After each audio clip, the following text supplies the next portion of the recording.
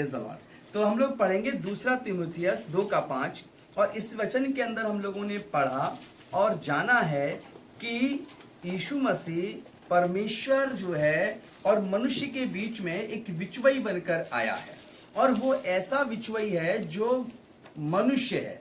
इसको दोबारा से पढ़ दीजिए। क्योंकि परमेश्वर एक ही है क्योंकि परमेश्वर एक ही है और परमेश्वर और मनुष्य के बीच में परमेश्वर और मनुष्य के बीच में एक ही बिचवई है, एक ही बिचवई है अर्थात मसीह यीशु, अर्थात मसीह यीशु जो इसमें मनुष्य है। जो मनुष्य है। इसमें दो बातें आती हैं कि एक तो परमेश्वर एक है और जो सारी सृष्टि का बनाने वाला जो परमेश्वर है, सारे कुछ रचने वाला जो एक ही परमेश्वर है, उसी परमेश्वर के पास यीशु मसीह लेकर जाने वाले हैं और उसी परमेश्वर के पास आपकी उपस्थिति होती है। अब हम लोग देखते हैं कि यहाँ पर इसी आयत में लिखा है कि यीशु मसीह जो है वो बिचवई है, यानी कि बिचौलिया, एक बीचवानी, वो जो परमेश्वर से और हमारे बीच में एक संबंध स्थापित करता है, हम दोनों को मिलाता है, परमेश्वर के पास पहुंचाता है, तो बिचवई है। तीसरी बात आती है कि जो सबसे इंपॉर्टेंट है कि यीशु मसीह जो है वो मनुष्य है। यहाँ पर लिखा है कि वो मनुष्य बनकर आया है संसार के अंदर। यदि वो मनुष्य है तो और हम और आप भी क्या हैं? मनुष्य हैं। हम सब भी आदम के संतान हैं और यीशु मसीह भी जो है वो आदम के संतान बनकर आया। अब आपके पास सबसे पावरफुल चीज ये है कि आपके शरीर में चलने वाले तमाम प्रकार के उतार चढ़ाव वो यीशु मसीह ने भी धरती पर मनुष्य शरीर धारण कर कर महसूस किए हैं। और वो जो है एक ऐसा अवतार बनकर नहीं आया जो अदृश्य हो, बल्कि वो हमारी आपके तरह लहू और मांस में होकर आया और परमेश्वर की सामर्थ्य से भरा हुआ था। हम लोग और भी आज जानेंगे कि कैसे प्रभु यीशु मसीह मानवीय स्वभाव में होकर भी पिता के साथ उसकी महिमा में बढ़ता है। आइए सेकंड जो आयत हम लोग पढ़ेंगे, अध्याय है इब्रानियों की किताब से, उसका 2 अध्याय उसकी 17वीं आयत से हम लोग देखेंगे कि कैसे वो और भी मानवीय स्वभाव में है और ये आयतें भी हमें बताती हैं। इस कारण उसको चाहिए था कि सब बातों में अपने भाइयों के समान बने, सब बातों में अपने भाइयों के समान बने, जिससे वह उन बातों में जो परमेश्वर से संबंध रखती थी एक दयालु और विश्वास्य योग्य महायाजक बने, ताकि लोगों के पापों के लिए प्रायश्चित करे।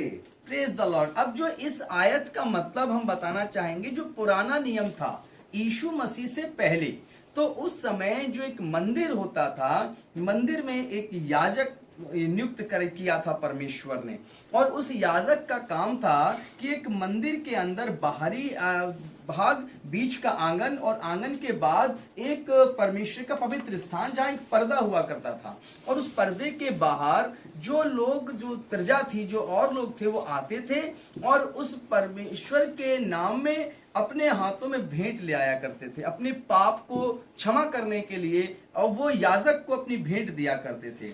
और याजक जो है वो उनके लिए, जो वहां पर आए हैं, जो पाप से भरे हुए हैं, उनके पाप को क्षमा करने के लिए वो याजक वो भेंट लेकर पर्दे के अंदर बेदी पे जाता था और परमेश्वर के सामने उस व्यक्ति के लिए जो पापी था पश्चाताप करता था, प्रायश्चित करता था। यहाँ वो व्यक्ति खुद प्रायश्चित तो कर रहा है, लेकिन उसके प्रायश्चित के लिए एक याजक नियुक्त किया गया था। जो याजक जो है, जो सामने एक मनुष्य आया है मंदिर में, उसके अपराधों के लिए कौन पश्चाताप करेगा? याजक पश्चाताप करेगा। और वो याजक जो है अंदर जाकर उस व्यक्ति की बात को परमेश्वर को बताएगा। अब यहाँ पर बात है, पुराने नियम के अंदर एक ऐसा याजक था, महायाजक थे, जो मनुष्य के पापों के लिए पश्चाताप करते थे। तो वो याजक किस में से लिए गए? वो याजक मनुष्य में से लिए गए। वो याजक परमेश्वर ने मूसा की व्यवस्था के अनुसार मनुष्यों में से ठहराए। अब मनुष्यों में से परमेश्वर ने याजक ठहराया। अब आखिर हमारे आपके लिए जो पाप में थे, तो कौन होगा जो प्रायश्चित करे? कौन होगा जो परमेश्वर के सामने प्रायश्चित करे? तो यीशु मसीह मलिक सदीक की रीति से महायाजक बनकर आया और उसने हमारे आपकी जो प्रार्थनाएं हैं, जब हम लोग प्रार्थना करते हैं तो उस प्रार्थना को प्रभु यीशु अपने हाथों में लेकर पिता को सौंप देता है और पिता के पास दे देता है। तो वो हमारे आपके लिए महायाजक बना। तो महायाजक बना तो हमारे आपके लिए वो महायाजक बना, तो वो महायाजक किस में से लिया जाना चाहिए था? मनुष्य में से। तो यीशु मसीह यदि मनुष्य बनकर नहीं आते तो वो महायाजक मलिक की रीति पर नहीं ठहरते। तो इसीलिए परमेश्वर ने यीशु मसीह को मनुष्य अवतार में भेजा ताकि वे हमारे आपके लिए एक महायाजक बने, एक ऐसे अतुलनीय हमारे आपके लिए एक उदाहरण, एक ऐसी सामर्थ्य बने जो पश्चाताप करे। और उन्होंने क्या किया? जब हम सब ने अपने पापों को प्रभु को सौंप दिया तो प्रभु ने कहा कि मैंने तुम्हें इन पापों से मुक्त कर दिया। उसने पिता से कहा, हे पिता, इनके पापों को क्षमा कर दे। हालेलुया। ये नहीं जानते कि मैं कौन हूं। इसलिए यीशु मसीह ने पिता के पास कहकर हम सबके अपराधों को माफ किया। और कैसे किया? उसने अपने लहू के द्वारा किया। तो अब जो इसमें जो मैसेज है, जो वचन है, वो महत्वपूर्ण ये है कि वो महायाजक बना मलिक सदीक की रीति से, और वो महायाजक इसलिए ठहराया गया क्योंकि वो मनुष्य था। यदि मनुष्य बनकर नहीं आता तो महायाजक के रूप मलिक सदीक की रीति पे वो नहीं कहा जाता। इसलिए जो लोग बाइबल पर, प्रभु यीशु पर यकीन करते हैं, विश्वास करते हैं, उनको आज का यह शुभ समाचार मदद करेगा कि वे जान जाएं कि यीशु मसीह मनुष्य स्वभाव में आया और उसका कारण क्या था कि वो मनुष्य स्वभाव में आया। हम लोग पवित्र शास्त्र में और आगे की तरफ बढ़ेंगे। गलातियों की किताब हम लोग खोलेंगे, उसका जो है 4 चैप्टर, उसकी 4 वर्सेस को पढ़ेंगे। गलातियों 4:4। परंतु जब समय पूरा हुआ तो परमेश्वर ने अपने पुत्र को भेजा जो स्त्री से जन्मा। ध्यान रखिए, इस आयत को लिख लीजिए। अब स्त्री से, यानी कि एक स्त्री जो पहले से धरती पर है वह मनुष्य है, और परमेश्वर ने अपने पुत्र को उस स्त्री के गर्भ में रखा, यानी कि उसको एक मनुष्य बनाया। आगे, और व्यवस्था के अधीन उत्पन्न हुआ। जैसे कि मूसा के समय में क्या व्यवस्था थी, क्या उसने लिख के रखा था? वो ब्रेक हो रही है, क्लियर नहीं आ रही है। ओके। वीडियो भी ब्लर हो रही है इसे वो महायाजक हम सबके बीच में बनकर आया। अब जो ये आयत है गलातियों की, अब इस आयत को आप ध्यान से पढ़िए और समझिए। पढ़े आप कोई आयत? परंतु जब समय पूरा हुआ तो परमेश्वर ने अपने पुत्र को भेजा जो स्त्री से जन्मा और व्यवस्था के अधीन वह उत्पन्न हुआ। हालेलुया। अब व्यवस्था क्या थी? वह स्त्री से जन्मा, परमेश्वर ने अपने पुत्र को मरियम के गर्भ में रखा, यानी कि वो मनुष्य बनने के लिए तैयार हो गया। और उसकी रचना वैसे ही की जा रही है माँ के गर्भ में, जैसे हमारी और आपकी की गई। जैसे हमारे और आपके जन्म का समय था, जन्म की प्रक्रिया थी, वैसे ही परमेश्वर ने अपने पुत्र को मरियम के गर्भ में रखा और स्त्री से वो जन्म लेता है। अब स्त्री से जन्मा के बाद क्या लिखा है? और व्यवस्था के अधीन उत्पन्न हुआ। व्यवस्था के अधीन क्या होता है? जो मूसा के समय व्यवस्था थी कि किस रीति से प्रार्थना करनी चाहिए, पाप बलि, दोष बलि, मेल बलि, और जो कुछ भी व्यवस्था उसने लिखी थी, भोजन से लेके तमाम बातें, वे सब उस पर लागू हो गई क्योंकि उसने मनुष्य के रूप में जन्म लिया। उसको उस व्यवस्था का पालन करना था जो व्यवस्था पहले से चल रही थी। इसीलिए अब जो है यीशु मसीह मनुष्य बनकर जब आया तो व्यवस्था के अधीन हो गया। तो प्रभु यीशु मसीह ने क्या किया? उस व्यवस्था के खिलाफ बोला। व्यवस्था जो परमेश्वर ने दी उसके लिए नहीं, जो व्यवस्था को मानकर भी अपने आप को पवित्र नहीं रख पा रहे थे और व्यवस्था में जाकर वे अपने आप को और पाप में लेके जा रहे थे। तो प्रभु यीशु ने फिर उसके बाद उनको वचन समझाया, उनको बताया, और व्यवस्था से निकालकर प्रभु ने उन्हें अनुग्रह में जीवन दिया, अनुग्रह में वो लेकर आया। तो तो अभी आपको वचन बढ़ते बढ़ते ये पता लग जाएगा कि यीशु मसीह कैसे हमें व्यवस्था से निकालकर अनुग्रह में लेकर आया। लेकिन अभी आपके लिए जानना बहुत जरूरी है कि वह स्त्री से जन्मा था, और उसके स्त्री से जन्माने के लिए परमेश्वर ने इसलिए योजना बनाई ताकि उसका जन्म हमारी आपकी तरह नेचुरल प्रक्रिया से होना चाहिए, ताकि वो जो आप हैं वो यीशु मसीह है, और जो आपके अंदर हृदय धड़कता है, जो आपके अंदर जैसे ब्लड धमनियों में बहता है, वैसे प्रभु यीशु मसीह के अंदर सब कुछ था। लेकिन आगे जब पढ़ेंगे तो प्रभु की सामर्थ्य के विषय में आपको पता लग जाएगा, और यह भी पता लग जाएगा कि आप मनुष्य होकर कैसे उस सामर्थ्य को रिसीव करें जो सामर्थ्य प्रभु यीशु में थी, और कैसे वैसी पावर में आप आ जाए जैसे कि प्रभु यीशु मनुष्य होकर पावर में था। आइए इसके लिए हम लोग पढ़ेंगे पहला कुरिन्थियों और 15 चैप्टर उसकी 21 वर्सेस को आप बड़े ध्यान से पढ़ें। क्योंकि जब मनुष्य के द्वारा मृत्यु आई। अब मनुष्य के द्वारा कैसे मृत्यु आई? लिखा है क्योंकि मनुष्य के द्वारा मृत्यु आई। जब परमेश्वर ने पहला इंसान बनाया आदम और हव्वा, तो आदम और हव्वा को परमेश्वर ने क्या आज्ञा दी? परमेश्वर ने कहा कि ये वाटिका के जो बीच का पेड़ है तुम इसका फल मत खाना, नहीं तो मर जाओगे। आखिर शैतान को अच्छा नहीं लगा, क्योंकि शैतान देख रहा था कि परमेश्वर ने इंसान से इतनी मोहब्बत की, अदन की वाटिका लगा दी, उसमें नदी बहा दी कि इसका पानी पियो, उसको फल फ्रूट दे दिए और बड़ा मोहब्बत करता है। उसने कहा कि अगर ऐसे ही इंसान के साथ रहा तो फिर हम लोगों का वजूद क्या होगा, फिर तो इसका ही वर्चस्व पृथ्वी पर हो जाएगा। इसलिए शैतान ने चतुराई से हव्वा को बहका दिया और हव्वा से कहा क्या तू ये फल नहीं खाती? हव्वा ने कहा कि ये तो आदम ने मना किया है और परमेश्वर ने भी मना किया है।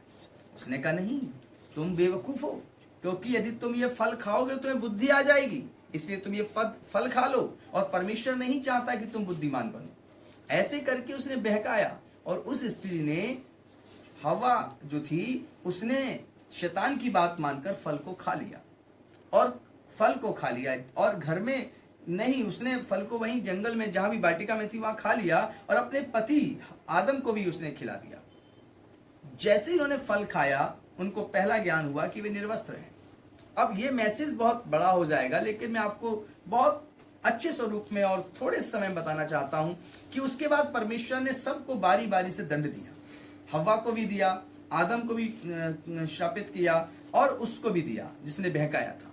लेकिन अब बात आती है कि उन आज्ञा को तोड़ने के कारण, जो आदम ने आज्ञा तोड़ी थी, उस आदम की आज्ञा तोड़ने के कारण जगत में मृत्यु आई। तो आदम कौन था? मनुष्य था, पहला मनुष्य, और उस पहले मनुष्य के द्वारा क्या आई? मृत्यु आई, और सब मनुष्यों में मृत्यु फैल गई, जैसा कि आज भी आप सब देख रहे होंगे। लेकिन अब आप इस आयत को पढ़िए और समझिए। पढ़िए। क्योंकि जब मनुष्यों के द्वारा मृत्यु आई। क्योंकि जब मनुष्यों के द्वारा, यानी कि जो मैंने आदम के विषय में बताया, तो मृत्यु आई, तो मनुष्य ही के द्वारा मरे हुओं का पुनरुत्थान भी आया। मनुष्य के ही द्वारा पुनरुत्थान भी आया। पुनरुत्थान का अर्थ है जीवित हो जाना, फिर से खड़ा हो जाना। तो एक मनुष्य के द्वारा मृत्यु आई, तो उसी एक मनुष्य के द्वारा परमेश्वर ने पुनरुत्थान भी भेजा। हालेलुया। अब ये पुनरुत्थान किस मनुष्य के द्वारा आया दुनिया में? ऐसा कौन सा मनुष्य आया धरती पर जिसके द्वारा पुनरुत्थान आया? वो मनुष्य यीशु मसीह हैं, जिस मनुष्य के द्वारा धरती पर जीवन आया, यानी कि मृत्यु को हराने की सामर्थ्य आई। और यीशु मसीह ने मुर्दों में से जिंदा होकर तीसरे दिन मृत्यु को हरा दिया, और वह फ्राइडे को सूली चढ़ाया गया, और उसके बाद तीसरे दिन वह जिंदा हो जाता है। कब्र खुल जाती है, और वो उसमें से स्वर्गदूत कब्र के पास खड़े होकर कहते हैं कि तुम जिंदा प्रभु को मुर्दों में क्यों ढूंढती हो? जाओ, वो जिंदा हो चुका है, तुमसे पहले गलील को पहुंचेगा। हालेलुया। और तुम उसका दर्शन पाओ। मेरे प्रिय लोगों, इस प्रकार यीशु मसीह मनुष्य बनकर तो आया, और मनुष्य बनकर ऐसा आया कि उसने मृत्यु को हराकर पुनरुत्थान में प्रवेश किया। अब एक मनुष्य के द्वारा मृत्यु आई, तो उसी दूसरे मनुष्य के द्वारा क्या आया? पुनरुत्थान आया। तो इसीलिए परमेश्वर ने जब देखा कि मनुष्य के द्वारा ही मृत्यु ने प्रवेश किया था, तो मनुष्य के द्वारा ही जीवन भी प्रवेश करना चाहिए। तो इसलिए उस जीवन को देने के लिए हमें और आपको परमेश्वर ने अपने पुत्र को मनुष्य बनाकर भेजा, ताकि अब जो है कोई दुष्ट को मौका ना मिले कि वो ये कह सके कि ये तो तेरा पुत्र था और ये तो तू आसमानी ताकत से हराने आया है मुझे। नहीं, परमेश्वर ने मनुष्य बनाकर स्त्री के गर्भ में रखकर यीशु मसीह को भेजा ताकि वो मनुष्य की तरह दिखे, उसकी शरीर का भूख, उसकी प्यास, उसकी सब चीजें इंसानों के समान हो। और तब उसने आकर दुष्ट को हराया और मौत को जीत लिया और जीवन में प्रवेश किया। और यीशु मसीह ने कहा, मार्ग, सत्य और जीवन मैं ही हूं। तो वो मनुष्य बनकर आया। अब हम लोग प्रमाणित करते हैं कि वो वास्तव में मनुष्य है। ये पवित्र बाइबल में कहां प्रमाणित है? उसका स्वभाव जो है इंसानों के जैसा है, ये कैसे प्रमाणित हो? तो आइए बाइबल में हम लोग और थोड़ा सा आगे बढ़ें और ये प्रमाणित करें, ये सर्टिफाइड करें बाइबल के द्वारा कि वो मानवीय स्वभाव में था। आइए देखें मत्ती 1 अध्याय और उसकी 18वीं आयत। मत्ती 1 का 18 पढ़िए। यीशु मसीह का जन्म यीशु मसीह का जन्म इस प्रकार से हुआ इस प्रकार से हुआ कि जब उसकी माता मरियम जब यीशु की माता मरियम की मंगनी यूसुफ के साथ हो गई और मरियम की जब मंगनी यूसुफ के साथ हो गई तो उन्होंने इकट्ठे होने से पहले और उन्होंने आपस में मिलने से पहले ही वह पवित्र आत्मा की ओर से गर्भवती पाई और गई। मरियम जो थी पवित्र आत्मा के द्वारा पहले से ही गर्भवती पाई गई। अतः उसके पति यूसुफ ने बस हालेलुया। हालेलुया। अब देखिए उसकी विवाह से पहले क्या होता है, वह पवित्र आत्मा के द्वारा गर्भवती होती है। एक स्वर्गदूत आता है और मरियम से कहता है कि स्त्रियों में तू धन्य है, तू एक पुत्र जनेगी जिसका नाम यीशु रखना है, जगत का उद्धार करता होगा। और इस प्रकार वचन के द्वारा जो मनुष्य शरीर में जो है मरियम के गर्भ में यीशु मसीह आते हैं। अब यीशु मसीह जब मरियम के गर्भ में आते हैं तो उनका जो जीवन है कैसे बन रहा होगा, जैसे कि हमारा आपका बना। कैसे हमारी धड़कन, हार्ट बीट कैसे नापी जाती है, कैसे हमारी रीढ़ की हड्डी बनती है, कैसे हमारा ब्रेन डेवलप होता है, कैसे हमारे हाथों की नसें और स्किन बनती हैं, कैसे हमारे बाल आते हैं, वो जो प्रक्रिया है वो सारी की सारी परमेश्वर के पुत्र ने माँ के गर्भ, मरियम के गर्भ में तैयार की और उस अनुभव को लिया कि आखिर मनुष्य कैसे, इंसान कैसे उस जगह पर क्रिएट होता है, बनता है। अब हम लोग देखते हैं लूका 1 का 31, लूका 1 का 31 पढ़िए। लूका 1 का 31। देख तू गर्भवती होगी और 31 देख तू गर्भवती होगी और तेरे एक पुत्र उत्पन्न होगा, तू उसका नाम यीशु रखना। और देख कहा कि तू गर्भवती होगी, स्वर्गदूत ने कहा था मरियम से, और तू एक पुत्र जनेगी जिसका नाम यीशु रखना। उसका नामकरण हुआ जन्म से पहले और उसको बताया गया कि इसको नाम रखना। हम इंसानों के क्या है, नाम है। तो परमेश्वर ने उसका नामकरण किया, उसको बताया। आगे की तरफ चलते हैं हम लोग और देखते हैं कि कैसे वो मांस और लहू में बनकर आया। यूहन्ना 1 अध्याय उसकी 14वीं आयत। यूहन्ना 1 का 14 क्या कहता है? 1 का 14। और वचन देहधारी हुआ और वचन जो है वो देहधारी हुआ। Praise the Lord. वह जो मरियम के गर्भ में रखा गया, जो जिब्राइल स्वर्गदूत ने कहा, हे मरियम तू गर्भवती होगी और एक पुत्र जनेगी, जब वो 9 महीने पूरे हुए तो यहां पर लिखा है, क्या लिखा है? वचन देहधारी हुआ। वचन जो था, जो जिब्राइल के मुंह से निकला था, उसे शरीर धारण किया, देहधारी हुआ और अनुग्रह और सच्चाई से परिपूर्ण होकर हमारे बीच में डेरा किया। जब वो देह धारण करता है तो देह में क्या होता है, शरीर में क्या होता है? लहू होता है, मांस होता है, बॉन होती है, हड्डियां होती हैं। हमारे आपके शरीर के अंदर क्या है? तो वैसे ही जो मसीह यीशु है, जो परमेश्वर का पुत्र है, उसने देह धारण की, शरीर धारण कर लिया।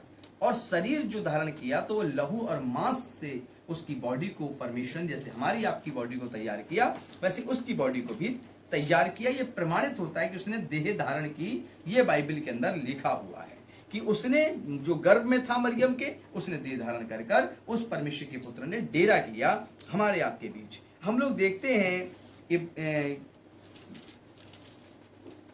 मत्ती किताब 26 का 38।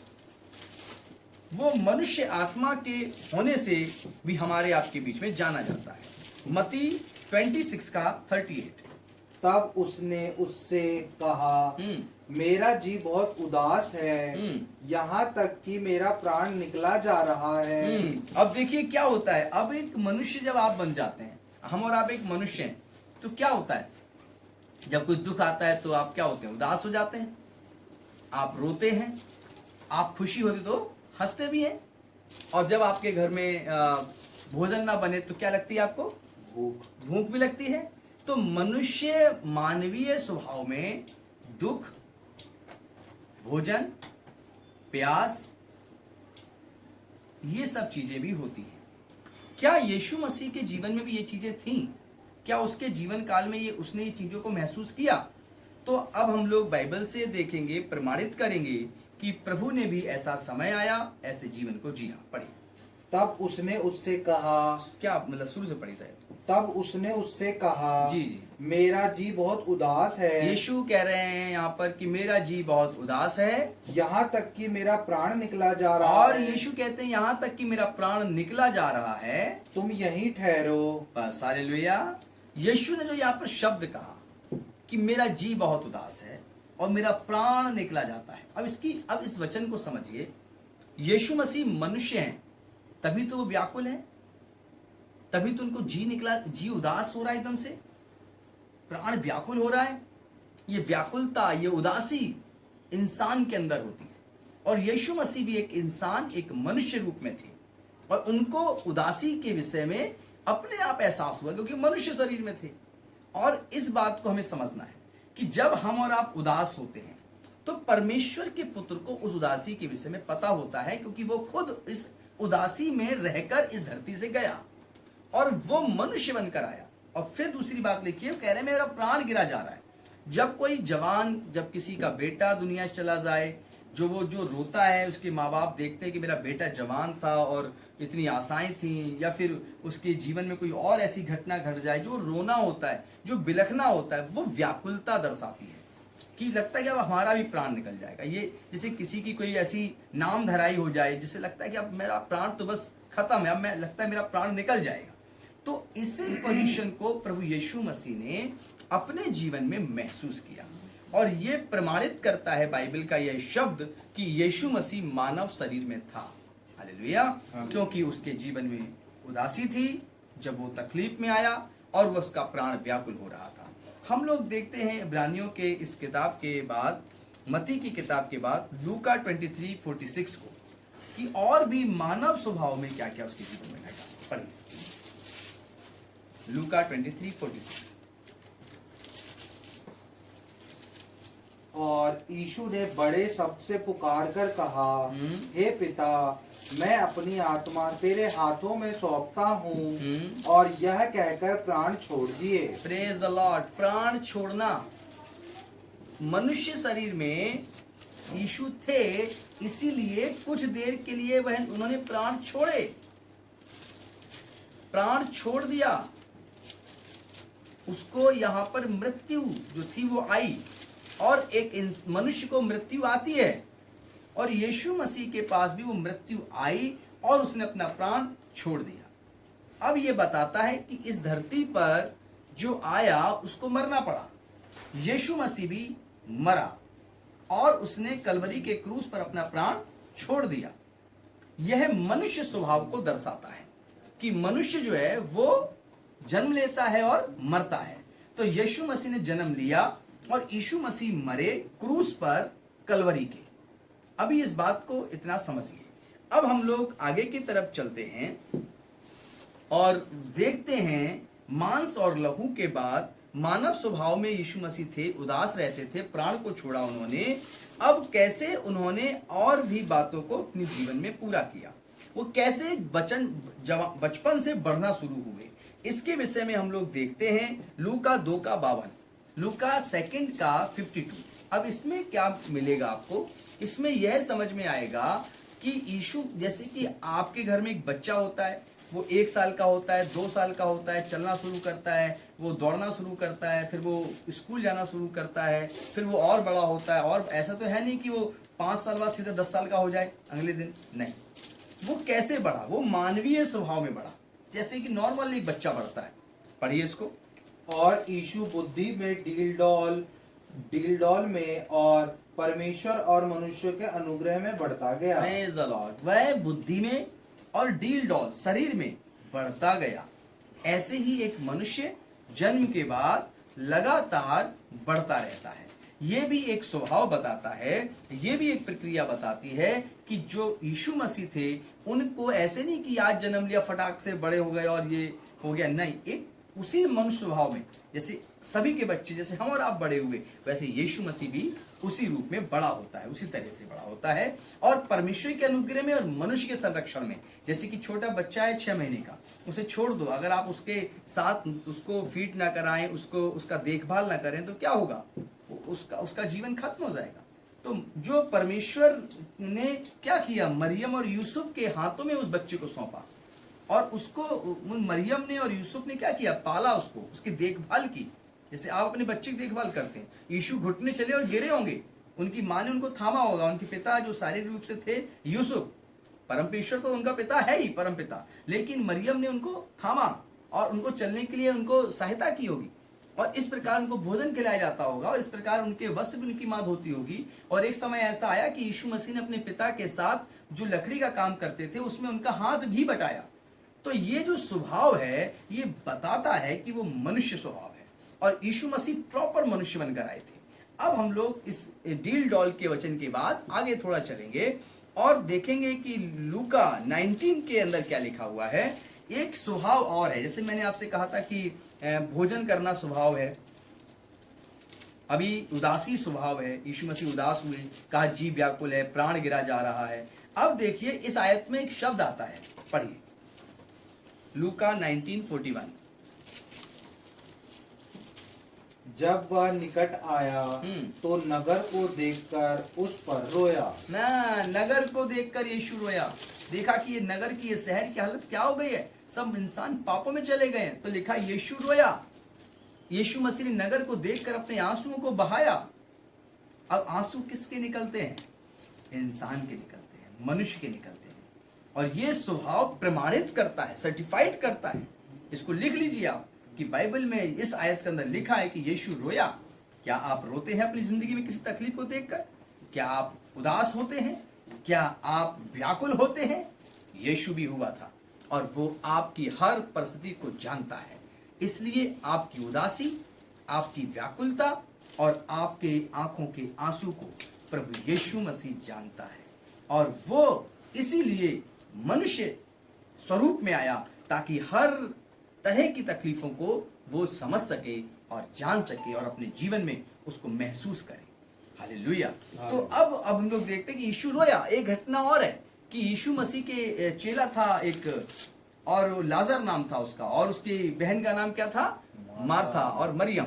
लाजर मर जाता है, और यीशु मसीह जब पहुंचते हैं चौथे दिन, जब 4 दिन हो चुके हैं, तो यीशु मसीह जब पहुंचते हैं तो वहां पर लिखा है कि यीशु रोया। सबसे छोटा आयत बाइबल का, यीशु रोया। उसके दुख में जब कोई मर गया तो यीशु रोया। यीशु मसीह के पास भावनाएं थी क्योंकि वो मनुष्य था। यीशु मसीह को भी पता था कि लाजर जिंदा हो जाएगा, लेकिन फिर भी यीशु मसीह उनको देखकर, रोता हुआ देखकर अपने अंदर क्या लाता है, भावनाएं उसकी जाग जाती हैं, वो रोने लगता है, उसकी आंखों से आंसू बहने लगते हैं। ये आंसू आना मानव स्वभाव को दर्शाते हैं, और यीशु मसीह उसी मानव स्वभाव में आए। वो दूसरों के लिए आंसू भी बहाता है। जैसे आप किसी की तकलीफों को देखकर आंसू से भर जाते हैं, वैसे यीशु भी उनके साथ रोया। हालेलुया। हम लोग देखते हैं कि कैसे जो है परमेश्वर अपने लोगों के साथ हमेशा रहा, और कैसे वह सोने और जागने में, और कैसे वो खाने और पीने में एक मानवीय स्वभाव को दर्शाता है। आइए पवित्र शास्त्र बाइबल से प्रमाणित करें, इन सारी आयतों को हम लोग कोट करें। और अब आप लोग पढ़ेंगे मत्ती 8:24, और इस आयत को आप अपनी जिंदगी में देखें और समझें। मत्ती 8:24। और देखो झील में से एक ऐसा बड़ा तूफान उठा कि नाव लहरों से ढकने लगी। और नाव जो थी वो लहरों से ढकने लगी। यीशु मसीह और उसके चेले जो थे एक ही नाव में थे, है ना। और वहां पर जो लहरें इतनी ऊपर उठने लगी कि नाव ढक रही थी। फिर और वह सो रहा था। अब यीशु क्या कर रहे थे, नाव में सो रहे थे। समझिए, आपको नींद आती है, आप थक जाते हैं, आप सोते हैं। कोई प्रार्थना में सोना गलत है ना? प्रार्थना में नहीं सोना चाहिए। मतलब यीशु मसीह रात थी और सब चेले बैठे हुए थे, और क्या हुआ? यीशु मसीह सोया। सो रहे थे, यहाँ लिखा है। फिर से पढ़िए इस आयत को। और देखो झील में एक ऐसा बड़ा तूफान उठा और देखो झील में एक ऐसा बड़ा तूफान उठा कि नाव लहरों से ढकने लगी, नाव लहरों से ढकने लगी, और वह सो रहा था। और यीशु, वह लिखा वह सो रहा था, यानी यीशु मसीह सो रहा था। हालेलुया। यानी कि ये मानवीय स्वभाव है, यीशु सो रहा था। आप भी और हम भी सोते हैं, तो वह, उसको नींद भी आती थी, वो सोता भी था। हालेलुया। हम लोग अब अगले आयत में हम लोग देखते हैं कि इस स्वभाव में तो प्रभु यीशु मसीह सोए, और हमने बताया कि यीशु मसीह कैसे मनुष्य बनकर आए, और उनको जीव व्याकुल हुआ, और वे किसी के दुख में गए तो वहां पर रोए। यहाँ पे लिखा कि वो सोए भी थे, और भी ये चीजों में बढ़ते हैं और देखते हैं क्या थक जाते थे यीशु मसीह, क्या थकावट भी होती थी। आइए इसका भी प्रमाणित चिन्ह प्रभु के बाइबल से ढूंढते हैं, और उसमें देखते हैं कि यीशु की थकावट के विषय में यूहन्ना 4:6 क्या कहता है। यूहन्ना 4:6।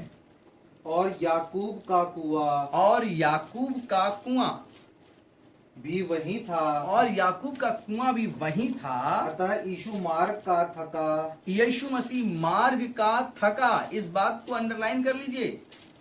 वहां पे याकूब का कुआं दिखा, वह मार्ग का, रास्ते में चलते चलते थका, फिर थका हुआ उस कुएं पर यूं ही बैठ गया। थका हुआ उस कुएं पे यूं ही बैठ गया। हालेलुया। ये मानवीय स्वभाव है कि लोग थकते हैं। हम और आप कितने भी एनर्जेटिक, शक्तिशाली हों, लेकिन तो भी एक समय के बाद थक जाते हैं। यीशु मसीह भी चलते चलते आ रहे थे, क्या हुई? थक गए, और वे याकूब के कुएं पे बैठ गए। हालेलुया।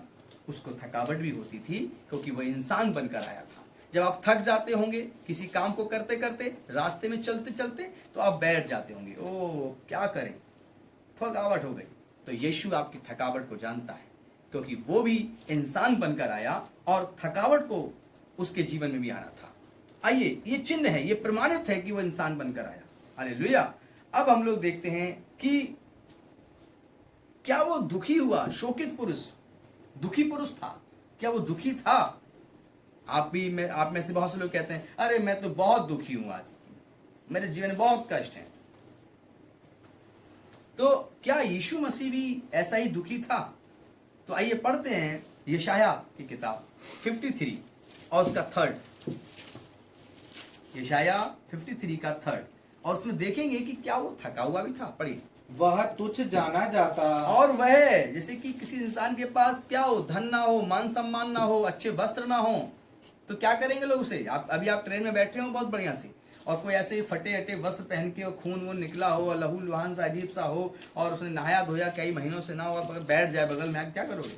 कितने भी आप बाइबल पर थोड़ा खिसक जाओगे, अरे मेरे कपड़े गंदे ना हो जाए, भले ही उसके खून ना निकला हो, कीचड़ लगा हो बहुत सारा, आप उसके पास बैठना पसंद नहीं करेंगे। या फिर उसके वस्त्र फटे हो, गरीब दिख रहा हो सकता है कि आप उस पर तरस खाएं, अच्छे इंसान कहे जाएंगे।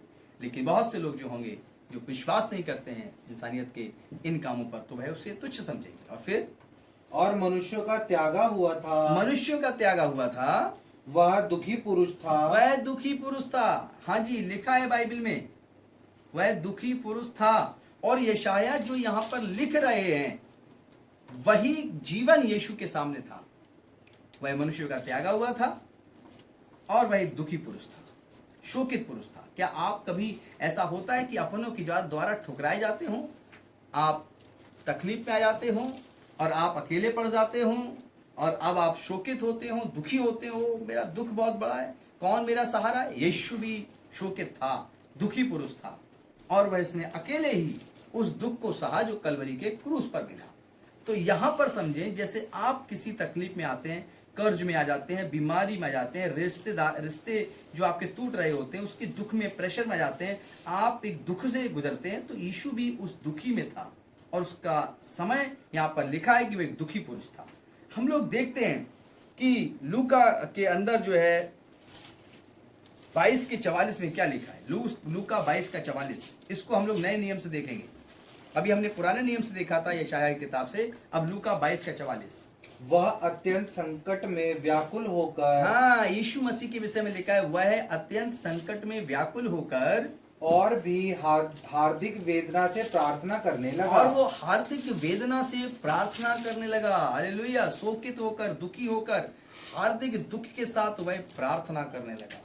मेरे अजीजों, जब आपके जीवन के अंदर कोई वेदना होती है, कोई दुख होता है, और आप सबसे दुखी स्त्री, सबसे दुखी पुरुष होते हैं, चाहे आप पति पत्नी के रिश्ते को लेकर हों, चाहे आप अपने कर्ज को लेकर हों, चाहे आप महामारी को लेकर हों, चाहे आप बेरोजगारी को लेकर हों, आप कोई भी XYZ आपके जीवन का कारण हो दुख, और वो इतना भयंकर, इतना विकराल हो कि आप उसके बोझ से दबे जा रहे हो, तो यहाँ पर क्या लिखा है? यीशु मसीह भी था। आप अकेले दुखी नहीं थे, वो परमेश्वर का पुत्र होकर मनुष्य बनकर आया और उसको भी इस दुख का सामना करना पड़ा।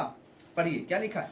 वह अत्यंत संकट में व्याकुल होकर अत्यंत संकट में व्याकुल होकर और भी हार्दिक वेदना से प्रार्थना करने लगा। और वह जब इस दुख में पहुंचा तो क्या करने लगा? प्रार्थना करने लगा।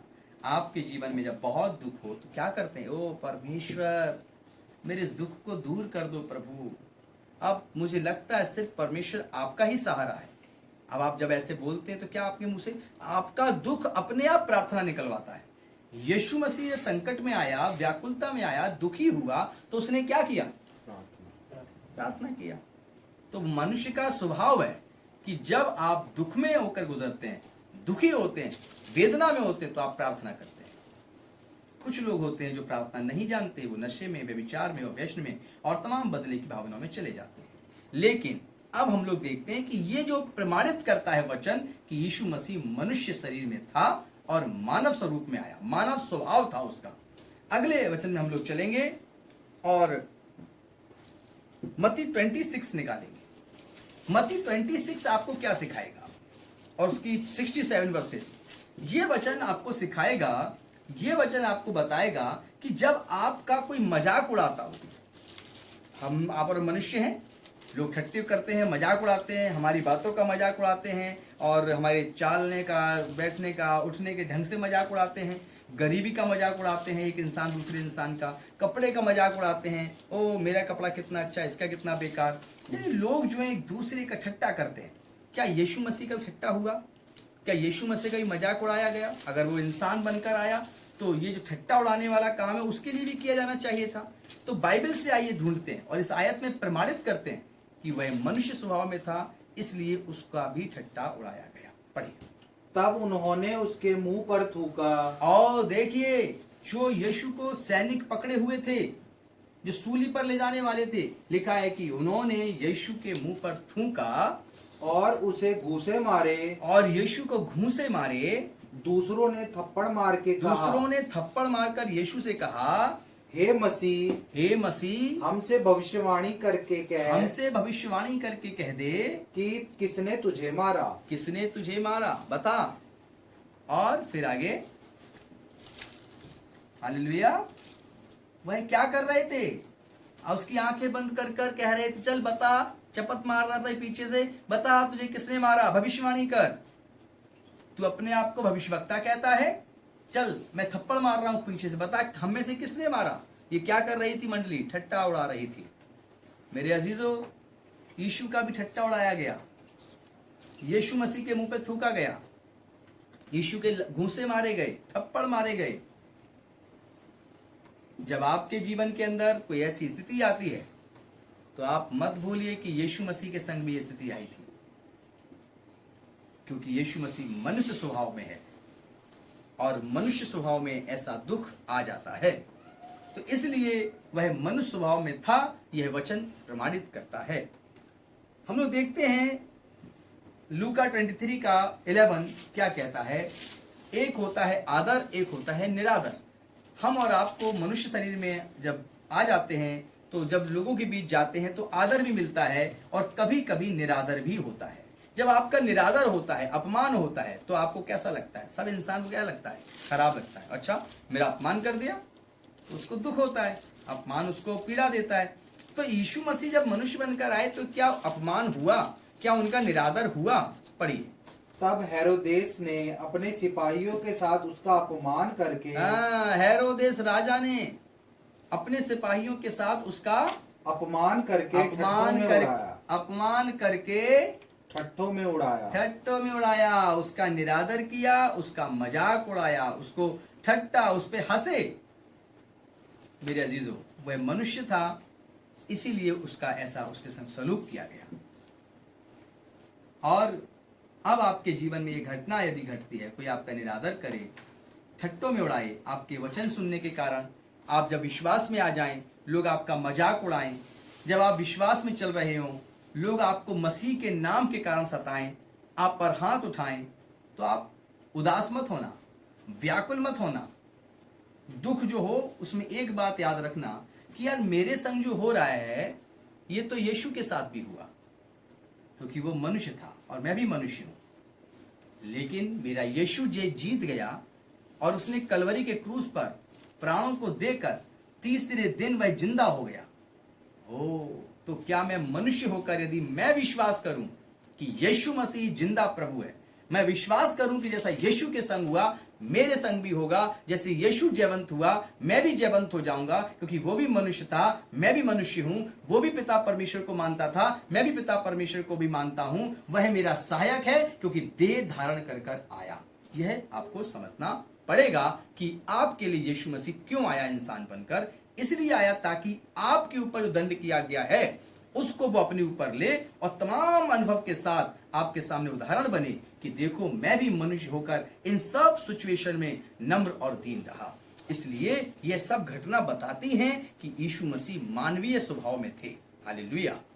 अब हम लोग देखते हैं मत्ती 27:26, मत्ती 27 का 26 कि कैसे यीशु मसीह ने जब चोट लगी यीशु मसीह को तो कैसे उसके शरीर से ब्लड निकला। पढ़िए 27 का 26 मत्ती। इस पर उसने बरअब्बा को उनके लिए छोड़ दिया और यीशु को कोड़े लगवाकर सौंप दिया। हालेलुया। लेकिन यीशु को कोड़े लगवाकर उसे सैनिकों के हाथों सौंप दिया गया।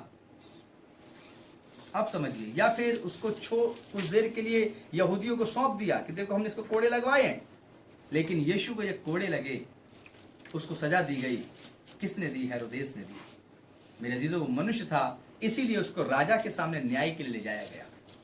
जब कोई मनुष्य गलत कर देता तो क्या करते हैं लोग? उसे कचहरी ले जाते हैं, कोर्ट में ले जाते हैं, पुलिस स्टेशन ले जाते हैं, पुलिस वाले पकड़ के ले जाते हैं, उस पर कोर्ट केस होता है, जज के सामने प्रेजेंट होना पड़ता है उसको।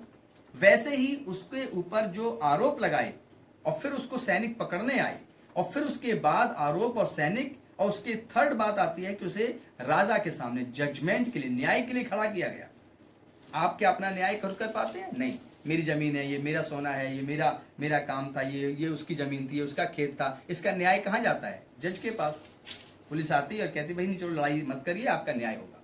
ऐसे ही यीशु का न्याय भी करने के लिए उसे कहाँ खड़ा होना पड़ा? वो तो खुद न्याय करता था, लेकिन वो क्या बनकर आया था? मनुष्य बनकर आया था। और मनुष्य बनकर आया इसलिए उसको न्याय के लिए भी एक हेरोदेस राजा के सामने खड़ा होना पड़ा। तो जब आप भी किसी कोर्ट में, किसी अदालत में हो और आप भी इस रीति से खड़े हो तो आप डरिए नहीं। आपके पास एग्जाम्पल है यीशु मसीह जो मनुष्य बनकर आया था कि कैसे उसने उस सिचुएशन को हैंडल किया पवित्र बुद्धि, पवित्र मन के द्वारा। तो मेरे अजीजों, ये प्रमाणित करता है कि यीशु मसीह को कोड़े लगे तो उसको ब्लड लगा निकला। जैसे कि हमें और आपको चोट लगती है तो हमारे आपके शरीर से ब्लड आता है। जब कोड़े लगे तो वो लहूलुहान था, वो उठ नहीं पा रहा था और वो खड़ा नहीं हो पा रहा था। उसकी पूरी पीठ पर चाबुक के निशान थे और पूरी पीठ पर लहू ही लहू था। जैसे कि यदि कोई इंसान को कोड़े मारे तो उसकी पीठ पर भी खून निकलेगा। तो ये बताता है, ये वचन प्रमाणित करता है कि यीशु मसीह मानवीय स्वभाव में था। हालेलुया। तो आज आपके जीवन के अंदर आप ये जान जाएं कि आपको न्याय के लिए कोर्ट कचहरी में जाना पड़ेगा और आपके ऊपर भी किसी प्रकार की आपदा इस प्रकार की आए तो आप जान जाएं, क्योंकि आप मनुष्य हैं, आपके लिए यीशु मसीह मनुष्य बनकर आया। जब आप उस दुख में होंगे तो यीशु भी उस दुख में था। जब आप प्रार्थना करेंगे उस दुख में तो यीशु जान जाएगा कि जो मेरे संग हुआ था ऐसा इसके संग हो रहा है, मैं इसको ताकत दूंगा। तो आपको ये बहुत जानना जरूरी है, आप सभी लोगों को जो मसीह पे ईमान लाए हो, कि यीशु मसीह एक मानवीय स्वभाव में था, मनुष्य होकर आया और उसके जीवन में कैसी कैसी घटनाएं घटी। हालेलुया। हम लोग देखते हैं भजन संहिता 22 और उसका 60, और इसकी तुलना हम लोग करेंगे 33 के भजन संहिता और 33 से। पढ़िए भजन संहिता 22 का 60। क्योंकि कुत्तों ने मुझे घेर लिया है। हाँ, और दाऊद यहाँ पर एक बहुत बड़ी बात कह रहे हैं आने वाले समय के लिए कि कुत्तों ने मुझे घेर लिया है। कुकर्मियों की मंडली ने मेरे चारों ओर मुझे घेरे हुए है। हाँ, और ये आने वाले समय के बता रहे हैं कि यीशु मसीह के चारों तरफ जो लोग थे वो यीशु को फाड़ना चाहते थे, मारना चाहते थे, और पापियों की मंडली थी। आगे बस 33 पढ़िए, 33 का 33। हालेलुया। यूहन्ना 19 का 30, यूहन्ना 19 का 30 ये पढ़िए आप, और इसकी तुलना नए नियम से करिए कि यूहन्ना 19 के 30 में क्या लिखा है। जब यीशु ने वह सिरका लिया तो कहा पूरा हुआ, और सिर झुकाकर प्राण त्याग दिए। Praise the Lord. लिखा है कि कुत्तों ने चारों तरफ से घेर लिया और पापियों की मंडली ने घेरा है। और चारों तरफ घेरे हुए थे लोग, वे यहूदी जो पाप करते थे, वे सैनिक जो सिर्फ ऑर्डर मानते थे और भूखे भेड़ियों के समान, कुत्तों के समान क्या करते थे, यीशु मसीह कपड़े चुराना चाहते थे, पर्ची डालकर उसकी चीजों को बांटना चाहते थे। जैसे कि क्या होते हैं जब कुत्ते देखते हैं कि किसी का जो कोई जानवर मरने वाला है तो घात लगाए रहते हैं, जल्दी से गिरे, हम इसका मांस खाएं।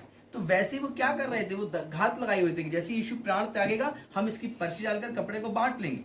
और चारों तरफ जो यहूदी और जो लोग थे वे क्या कर रहे थे, वे उस पर आरोप लगा रहे थे, वे उसकी तरफ उंगली उठा रहे थे। ऐसा ही एक मनुष्य जीवन में होता है। जब एक इंसान तकलीफ में होता है तो बहुत से लोग जो उसके पास है वो भी छीन लेना चाहते हैं और उसको बिल्कुल दुर्दशा में पड़ा हुआ देखना चाहते हैं। ये उसकी जलन और घृणा का होता है। तो यीशु मसीह उस तकलीफ में थे और चारों तरफ ऐसी भीड़ थी। यहाँ पर लिखा है यूहन्ना 19:30 में कि उसने कहा, जब यीशु ने वह सिरका लिया तो यीशु मसीह को सिरका पिलाया गया, उसको प्यास लगी। अब यीशु मसीह को प्यास लगी कि मैं प्यासा हूं, तो ये क्या स्वभाव दर्शाता है। क्रूस पर क्या कहा प्रभु यीशु, मैं प्यासा हूं। जब प्यासा है तो यीशु मसीह को क्या पिलाना चाहिए था, पानी, लेकिन क्या पिलाया गया, सिरका। उसने वो नहीं पी पाया और फिर तो कहा पूरा हुआ, और यीशु ने फिर कहा कि अब पूरा हुआ। फिर क्या लिखा है, और सिर झुकाकर प्राण त्याग दिए। सिर झुकाकर, फिर से मैं पढ़ना चाहता हूं कि प्राण त्याग दिए। और इस प्रकार यीशु मसीह को प्यास लगी, उसे पानी नहीं मिला, उसे सिरका पिलाया गया और फिर लिखा है कि प्राण त्याग दिए। मनुष्य जीवन में प्यास लगती है। जब यीशु मसीह उस कुएं पे गए जो याकूब का कुआं था, जहां यीशु मसीह थक कर बैठ गए थे, वहां सामरी स्त्री से क्या कहते हैं, हे स्त्री मुझे पानी पिला। यीशु प्यासे थे। यहां पर भी पानी मांगते हैं, सिरका पिलाया जाता है। हालेलुया। अब आपको समझना होगा कि आपको भूख लगती है, हाँ जी। आपको प्यास लगती है, हाँ जी।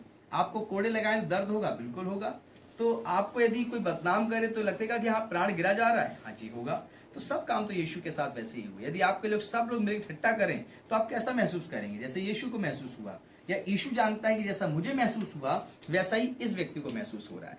तो वो जो है वो सारे मनुष्य स्वभाव में होकर गया, इसलिए ये वचन प्रमाणित करते हैं कि वो मनुष्य शरीर में आया, मनुष्य स्वभाव में बढ़ा। हालेलुया।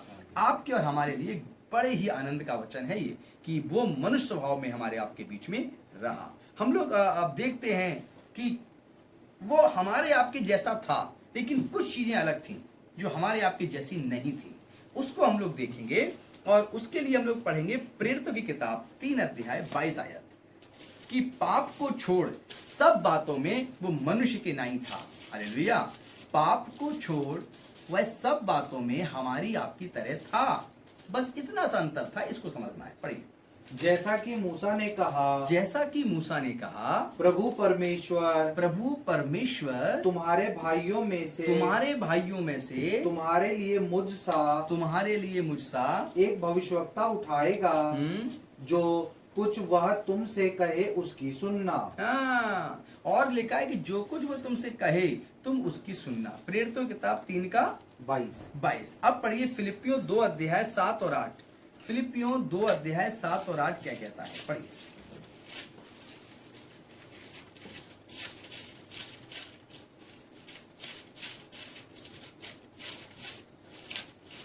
फिलिपियों की किताब 2 अध्याय 7 और 8। वरन अपने आप को ऐसा शून्य कर दिया उसने अपने आप को ऐसा शून्य कर दिया और दास का स्वरूप धारण किया। दास का, जैसे कि एक मालिक हो और दास हो, यानी कि एक गुलाम होता है, एक जॉब करने वाला होता है। वो जॉब करने वाला व्यक्ति अपने मालिक की हर एक बात मानता है। तो उसने ऐसा स्वरूप धारण किया कि वह दास बन गया। अब देखिए, उसको इंसान बनकर आया, उसने दास का सा स्वरूप धारण किया। और क्या लिखा है? और मनुष्य की समानता में हो गया। और मनुष्य की समानता में हो गया। Praise the Lord.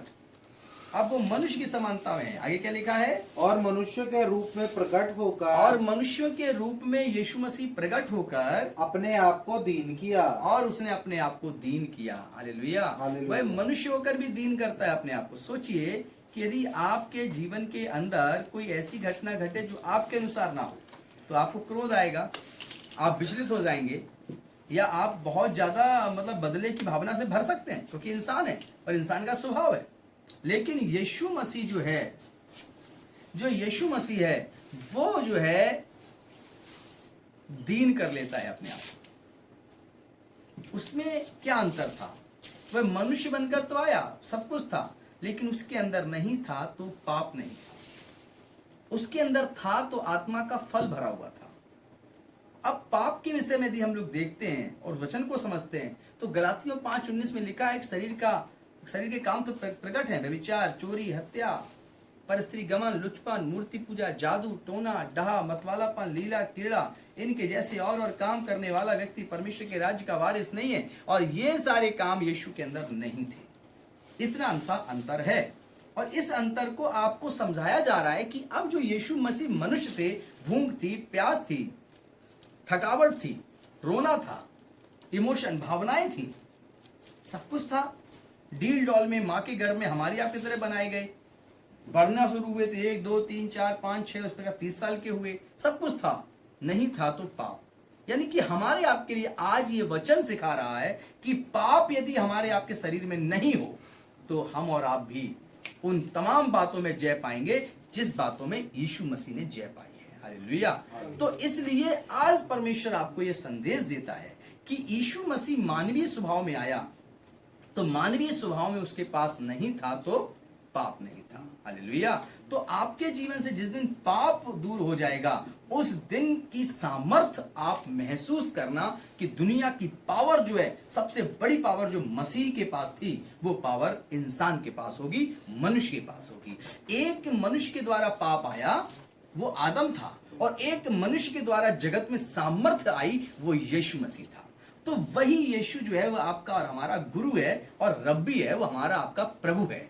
अब हम लोग देखते हैं इब्रानियों 7 का 26 क्या कहता है, इब्रानियों 7 का 26 क्या कहता है। अब आप वचन के उस महिमा में पहुंचने जा रहे हैं जो आपको पिता के करीब लेकर जाएगी और मसीह के मानवीय स्वभाव में आपको जय दिलाएगी। अतः ऐसा ही महायाजक हमारे योग्य था। ऐसा ही महायाजक जो हमारे आपके लिए, मैंने शुरू में कहा था वचन की कि महायाजक मंदिर के अंदर होता था और लोगों की पाप बलि के लिए जाकर पश्चाताप करता था, और फिर जो पवित्र, ऐसा महायाजक हमारे पास हो जो पवित्र हो और निष्कपट हो और निर्मल हो और पापियों से अलग और स्वर्ग से भी ऊंचा किया हुआ हो, और स्वर्ग से भी ज्यादा ऊंचा किया हुआ हो। हालेलुया। और वो महायाजक कौन है? ऐसा महायाजक कौन होगा जो इंसानों में से निकाला जाए? क्योंकि इंसान तो स्वभाव से पापी है, लेकिन मसीह स्वभाव में पापी नहीं था। यदि मनुष्य अपने स्वभाव से पाप निकाल दे, तो वो पूरी तरह से मसीही हो जाएगा, जैसा कि यीशु मसीही था। अब हमें और आपको परमेश्वर का आत्मा बताता है इस आयत के द्वारा। 7 का 26 के बाद 28 पढ़िए। क्योंकि व्यवस्था तो निर्बल मनुष्य को हमारे आपके लिए महायाजक होना चाहिए जो निष्पाप, निष्कलंक हो, निर्मल हो। अब यहां पर लिखा है 28 में आयत को ध्यान से सुनिए। क्योंकि व्यवस्था तो निर्बल है, मनुष्य को महायाजक नियुक्त करती है। मनुष्यों को महायाजक नियुक्त करती है। हमने क्या कहा कि वो महायाजक मनुष्यों में से नियुक्त किया जाता है। हालेलुया। कौन? व्यवस्था बताती है कि एक महायाजक होना चाहिए, और महायाजक कहां से लिया जाता है? महायाजक मनुष्यों में से लिया जाता है। अब एक ऐसा महायाजक हो जो निर्मल हो, पवित्र हो, जो सामर्थी हो, निष्पाप हो, निष्कलंक हो। अब ऐसा महायाजक कहां से लाया जाए? तो पढ़िए आगे 28। क्योंकि व्यवस्था तो निर्बल मनुष्य को महायाजक नियुक्त करती है, परंतु उस शपथ का वचन जो व्यवस्था के बाद खाई गई उस पुत्र को नियुक्त करता है जो युगानुयुग के लिए सिद्ध किया गया है। जो व्यवस्था के ऊपर भी है, जो पुत्र है, जो क्या किया गया है? जो युगानुयुग के लिए सिद्ध किया गया है। युगान युग के लिए सिद्ध किया गया है। वो दोबारा कभी सिद्ध नहीं करा जाएगा, वो एक बार में ही सिद्ध कर दिया गया, पवित्र कर दिया गया। वो ऐसा महायाजक है जो माँ के गर्भ से पवित्र पैदा हुआ और उसके स्वभाव में पाप था ही नहीं। इसीलिए यीशु मसीह जो है वो मलिक सदिक की रीति से महायाजक है, क्योंकि वो जो है इतना बड़ा महायाजक है, उससे बड़ा कोई महायाजक है ही नहीं। हाई प्रीस्ट जो था वो मलिक सदिक था, लेकिन यीशु मसीह को मनुष्यों में से लिया गया क्योंकि स्वभाव में पाप नहीं था। वो निर्मल था, निष्कलंक था और बलशाली था, सामर्थी था, वह दीन था और वह लोगों के पापों को दोष लगाने वाला नहीं, लेकिन उनके पापों को क्षमा करने के लिए अपने लहू से क्षमा करता था। वो अपने खून को बहाकर गया। तो यीशु मसीह जो मनुष्यों में से निकला वो एक महायाजक बनकर निकला। तो ये आज आपके लिए आनंद का विषय है कि हमारे आपके लिए परमेश्वर ने एक ऐसा महायाजक नियुक्त किया जो बलिदान के लिए हमारे आपके लिए प्रायश्चित करता है। और ये बड़े आनंद का विषय है कि वो मनुष्य स्वभाव में था और मनुष्य था, इसीलिए उसको महायाजक शब्द दिया गया। आगे हम लोग देखते हैं लूका 24 का 39। हमारी आपकी मन की भावनाएं होती हैं, ज्ञान इंद्रियां होती हैं। अब आखिर मनुष्य स्वभाव में प्रमाणित करने के लिए हमें और आपको ज्ञान इंद्रियों के बारे में भी कुछ बात करनी चाहिए। पढ़ें लूका 24 का 39। मेरे हाथ और मेरे पांव को देखो कि मैं वही हूँ। और यीशु मसीह कहते हैं मेरे पांव मेरे हाथों को देखो, मैं वही हूं। एक क्यों कहा यीशु ने? क्योंकि यीशु मसीह जब सूली पर चढ़ाए गए तो उनको कीलें ठोकी गई हाथों में, पांव में। अब यीशु मसीह तीसरे दिन जिंदा हो गए। वो अपने चेलों को दिखे। जब अपने चेलों को दिखे तो वहां पर एक चेला नहीं था जिसका नाम था थोमा। थोमा वहां पर नहीं था। जब यीशु मसीह 8 दिन के बाद दिखने वाले होते, उससे पहले जो है सभी चेले कहते हैं थोमा तुम कहाँ गए थे? देखो यीशु मसीह आए थे, वो जिंदा है, वो जीवित है। थोमा कहता है मैं नहीं मानता कि यीशु मसीह जिंदा है। जब तक मैं उसके पंजर में अपनी उंगली न डाल दूं तब तक मैं नहीं मानता कि यीशु जिंदा है। क्योंकि इंसान को यदि घाव हो जाए तो जल्दी से तो नहीं भरेगा। छेद हो जाए आपको तो 5 दिन में तो घाव नहीं भर जाएगा ना। तो ये जो ये स्किन है, जो ये इंद्रियां, जो ये चीजें हैं, ये जो नसें हैं, इनके घाव कैसे भरते हैं? तो थोमा कहता है जब तक मैं उसमें उंगली न डाल दूं तब तक मैं नहीं मानता। अब यीशु मसीह जो है जब फिर वापस अपने चेलों को दर्शन देते हैं, लिखा है बाइबल में कि अंदर से कुंडी बंद थी और यीशु फिर प्रकट हुआ। जब प्रकट हुआ तो यीशु ने क्या कहा? पढ़िए 39। मेरे हाथ और मेरे पांव को देखो, मेरे हाथ और मेरे पांव को देखो कि मैं वही हूँ। मैं वही हूँ, मुझे छूकर देखो, मुझे छूकर देखो, क्योंकि आत्मा के हड्डी मांस नहीं होता। आत्मा के हड्डी मांस नहीं होते। हालेलुया। अब यहाँ पर तो सभी चेले हैं। यहाँ पे लिखा है कि आत्मा को हड्डी और मांस नहीं होते, लेकिन मनुष्य को होते हैं। समझिए, मनुष्य को हड्डी और मांस होता है, लहू होता है। तो कहता मुझे छू कर देखो। और आगे जैसा मुझ में देखते हो, जैसा तुम मुझ में देखते हो। हालेलुया। और थोमा जो था, जब उसने दोबारा दर्शन पाया, जब यीशु मसीह को देखा तो उसने उस पंजर में अपनी उंगली डाल दी। जब उसने उंगली डाली देखा कि वो घाव तो हरा है। वह घुटने पर गिर कहता है प्रभु यीशु में विश्वास करता हूं कि आप जिंदा हैं। क्या किया? यीशु ने कहा तू तो मुझे देखकर विश्वास करता है, धन्य होंगे वे जो मुझ पर बिन देखे विश्वास करेंगे। तो ये बात भी प्रमाणित हो जाती है आज कि यीशु मसीह के घाव नहीं भरे थे। यीशु मसीह के घाव हुए थे मनुष्य शरीर में। यीशु जिंदा भी हुआ तो मनुष्य शरीर में। हालेलुया। इसीलिए वो मानव स्वभाव में था, मानव शरीर में था, मानव की तरह, इंसान की तरह, मनुष्यों की तरह उसकी धमनियां थी, लहू था और घाव था। यह प्रमाणित करता है बाइबल का यह वचन कि वह इस रीति से और इस प्रकार से अपने जीवन को जी रहा था। हालेलुया। हम लोग अब वचन को जो है वो समझ रहे हैं और जान रहे हैं। यूहन्ना 20 का 27 पढ़िए। यूहन्ना 20 का 27 क्या कहता है?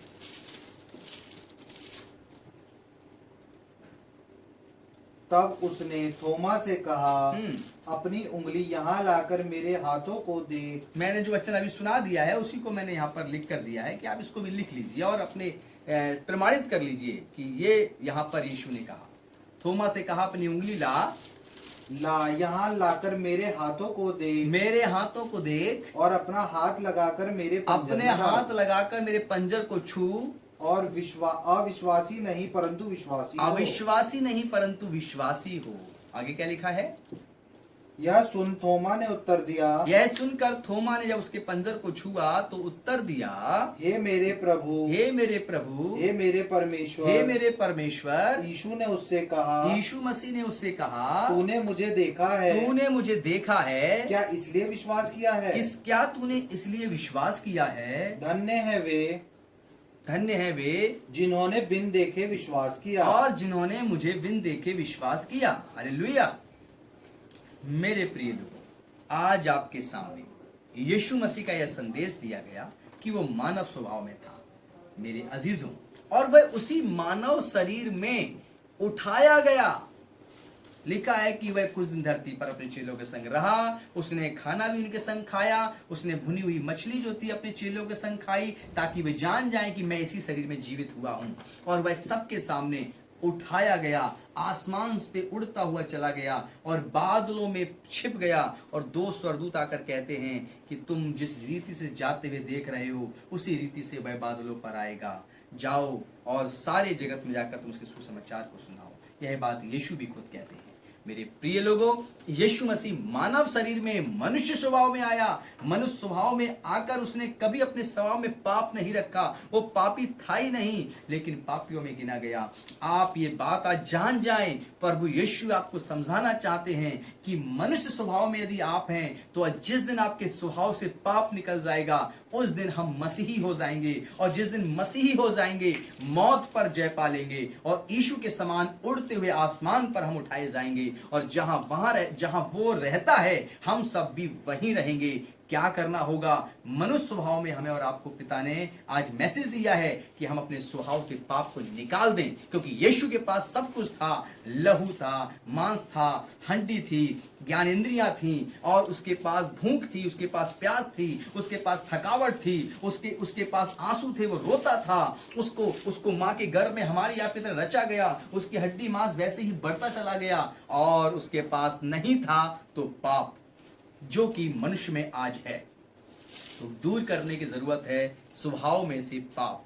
जिस दिन वो दूर कर देंगे खुली आंखों से आप स्वर्गदूतों को और परमेश्वर की महिमा को देखेंगे। और इस दौर में लेकर आने वाली सदियों तक आप उसके संग सिद्ध किए गए हैं, महिमा में बने रहेंगे। परमेश्वर की आप पर आशीषें, परमेश्वर पे आपकी महिमा होती रहे। God bless you. और आप ये जान जाएं कि यीशु मसीह मनुष्य स्वभाव में था। इस मैसेज को लोगों तक पहुंचाएं, शेयर करें और लोगों को बताएं कि यीशु मनुष्य होकर जीवंत हुआ, क्योंकि उसमें पाप नहीं था। प्रभु आपको आशीष दे। आप आज ही से प्रभु के स्वभाव में बढ़ते जाएंगे। आज से ही मैं देख रहा हूं कि प्रभु यीशु आपके बिल्कुल पास खड़े हुए हैं। और मैं देख रहा हूं कि प्रभु यीशु जहां मैं प्रचार कर रहा हूं उसके सामने भी खड़े हुए हैं। और वे आज महिमा से भरकर आपको कह रहे हैं, क्योंकि वो महिमा के योग्य हैं, कि देखो मैं तुम्हें आज पाप के स्वभाव से दूर कर दूंगा और मैं तुम्हारे अंदर एक नए सिरे से आत्मा उत्पन्न करूंगा और तुम हारोगे नहीं परंतु जयवंत हो जाओगे। God bless you. प्रभु आप सबको आशीष दे।